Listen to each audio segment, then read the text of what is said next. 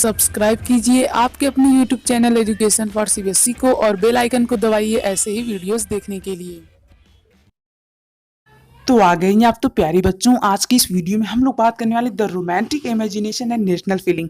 आज की वीडियो देखने के बाद में आप लोगों को ये क्लियर हो जाएगा कि रोमांटिक इमेजिनेशन क्या है, क्या यहाँ पे लोग कोशिश करते हैं लोगों को इकट्ठा करने के लिए ताकि वे लोग क्या कर सके, अच्छे से रिवोल्यूशन कर सकें। और यहाँ पे आप लोग को ये समझ में आ जाएगा कि नेशनलिज्म की फीलिंग लाने के लिए लोग किस हद तक गए हैं, मतलब कि यूरोप में कौन कौन सी प्रॉब्लम्स आई हैं और कौन कौन से लोगों को किस किस प्रकार का सामना करना पड़ा है। और यहाँ पे आप लोग ये रसिया वालों केस भी समझ जाएंगे कि वहाँ पे क्यों लोगों को यहाँ पे एग्जाइल कर दिया गया था और काफ़ी ज़्यादा चर्च वगैरह जो थी उन्हें पनिशमेंट भी दिया गया था, मतलब कि जो बाइशप्स थे और जो प्रिस्ट थे उन्हें जेल में क्यों रखा गया था। ठीक है, तो चलिए हम लोग इन्हीं सभी चीज़ों को स्टार्ट करते हैं। बात करते हैं romantic imagination and national feeling.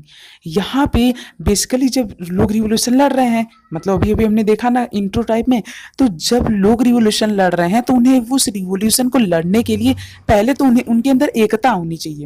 भैया यदि हम लोग किसी से लड़ाई करने जा रहे हैं और हमारे पास 10 लोग हैं, अब हमारे 10 लोग में ही यदि एकता नहीं है, यूनिटी नहीं है, तो हम लोग कैसे इनसे लड़ाई करेंगे। ठीक है, तो इसी वजह से इनमें एकता रहनी चाहिए। और इसके बाद यही लोग यहाँ पे कोशिश करते हैं कि यदि हम लोग रिवोल्यूशन करना चाहते हैं, यदि हम लोग सचमुच में इंडिपेंडेंस को पाना चाहते हैं, तो हमें पहले एकत्रित होना पड़ेगा। और इसके लिए यहाँ पे कई प्रकार के लोग सामने निकल करके आते हैं जो कि एकत्रित करने की कोशिश करते हैं। तो यहाँ पे कुछ लोग जो होते हैं वो ये कहते हैं कि यदि लोगों को उनके कल्चर से जोड़ा जाए, यदि लोगों को उनके कल्चर से जोड़ा जाए तो शायद वे लोग ज़्यादा तरीके से, मतलब ज़्यादा अच्छी तरीके से क्या होंगे, एकत्रित होंगे। क्यों? वे लोग ये फीलिंग देना चाहते थे कि देखिए हमारा और आपका कल्चर सेम है, यानी कि हमारे और आपके पूर्वज शायद सेम हुए होंगे और इसी वजह से हम और आप भी क्या हैं, सेम सेम है, हम दोनों लोगों में कोई भी भेदभाव नहीं है। और इसके बाद कुछ लोग ऐसे भी थे जो कि फोल्क डांस और मतलब जो मतलब लोकल एरिया में जो डांस वगैरह होते हैं और गाने वगैरह होते हैं उनकी मदद से लोगों में को एकत्रित करना चाहते थे। जैसे मान लीजिए कोई ये एक प्रकार का गाना है, ठीक है, तो इसे इस एरिया में भी गाया जाता है और इस एरिया में भी गाया जाता है। तो लोग ये कहते हैं कि देखिए इस एरिया और इस एरिया, मतलब ये एरिया और ये एरिया दोनों में यही प्रकार का गाना गाया जाता है, मतलब कि हम लोग का कल्चर सेम है, यानी कि हम लोग खुद सेम है। तो इस प्रकार से अलग अलग गाने हुए, डांस हुआ और इसके बाद जो पोएट्स थे जो वो लिखते थे कुछ कविताएं, तो इन सभी के माध्यम से लोगों के क्या किया जाता था, एकत्रित करने की कोशिश, यानी कि उनके अंदर एक कलेक्टिव आइडेंटिटी कि हम सभी लोग एक हैं, ये सभी चीज़ें प्रकार की फीलिंग को डेवलप करने की कोशिश की जा रही थी।